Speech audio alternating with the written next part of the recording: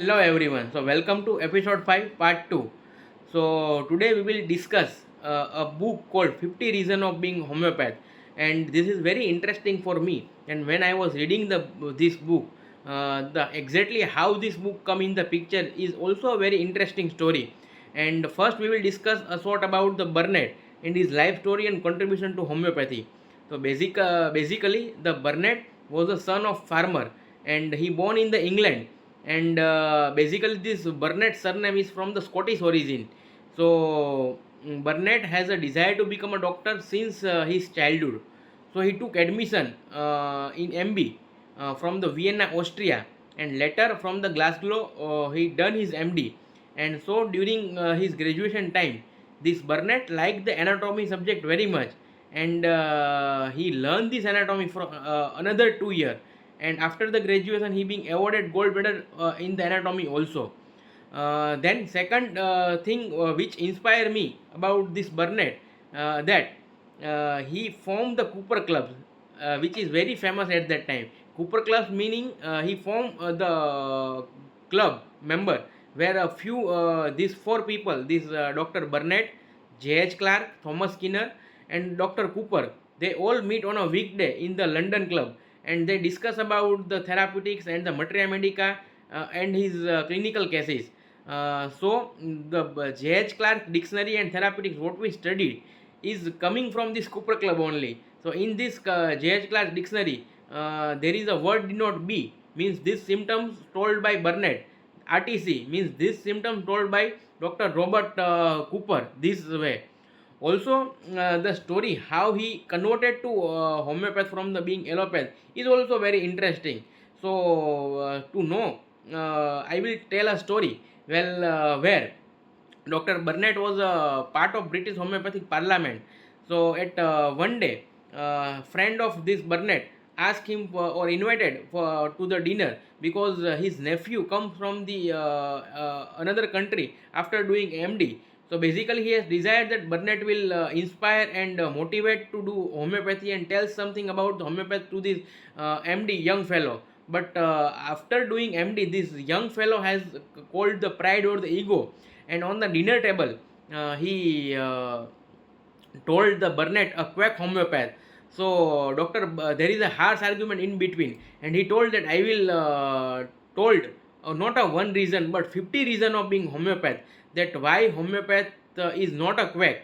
So then there is an exchange of this letter between these two people in argumentative form, that this each Dr. Burnett said I will send one letter. So there is a one letter means one reason. Second letter means the second cases from the Burnett clinic. That how he said the different pathological cases, the cancer cases, consumption cases, and he what in the letter he talked about the homeopathy. So letter this all letter has been compiled and book published called the 50 reason for being homeopath.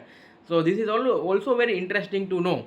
And the first reason in the book, that after the graduation he was doing his duty in the Bran Hospital, where a girl called Georgia was very affectionate and all was very attached to this homeless Georgia.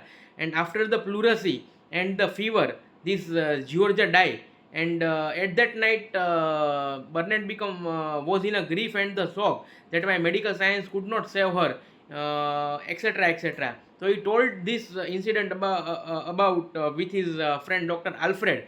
So Dr. Alfred inspire or talk that you should study homeopathy. And on this note, he studied the used pharmacodynamics and therapeutics at that time, and he read about the aconite that if given in the early stage, it can cut short down the period of the fever and its complication.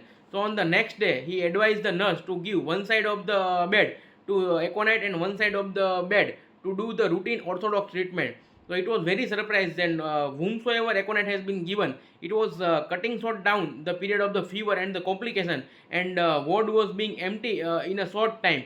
The second reason is also very interesting, when he himself has a pleurisy and chest pain which was remaining after the pleurisy. For that he had so many consultants at that time and also done some orthodox treatments and different kind of mixture, but it was not getting better. And when he read that bryonia has affinity for the serous membrane, he took bryonia in a fortnight, means in a 15 days he get better. So likewise, each reason, means each case, and from his clinical practice. And at that time, the Dr. J.H. Clark and many other authors written that this Burnett had a flourished, means so much vast experience and so many patient at that time, which was he was taking the patient of incurable cases, surgical cases. And also in this book only he has written, if I was a regular practitioner, I could not see this kind of cases, and I could not help or cure this kind of cases. Also in the book he talks so much about the consumption cases, the atherosclerosis cases, the fatty degeneration cases, also the cleft palate cases, etc., etc., also the cases of angina. So likewise, also one reason is very interesting, is I think it is a 26th reason, where a lady was a very beautiful, had a bright disease. We all know at that time there was no any treatment for bright disease. So how he give merc virus, and later she get better, and till so many year he observed that it has never been relapsed. And after his first wife died, this Burnett married this lady. So this is also very interesting for me. Also the fourth reason is that how he give for the gout one after another, chelidonium, then bryonia, then sulfur. So basically Burnett has a keen observer and also know the pharmacodynamics, physiology, pathology very well. So basically he was the man who talked lot about the organopathy, and he said that I had respect to Hahnemann as well as I had also respect to the red amateur. Basically this organopathy comes from the red amateur. So he talked about the organopathy and told that this organopathy should be the part of homeopathy only, and in the pathological cases how this organopathy can help in a really well, and how the pathological cases are getting better.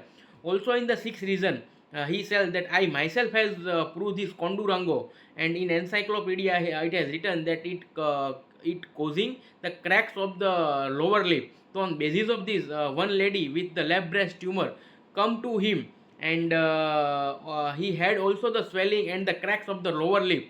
And he on basis of these symptoms, as he is procured himself, and he had a symptoms of this, so he gave kondurango, and within a few years this lady get better and never relapse even after the 5 or 10 year.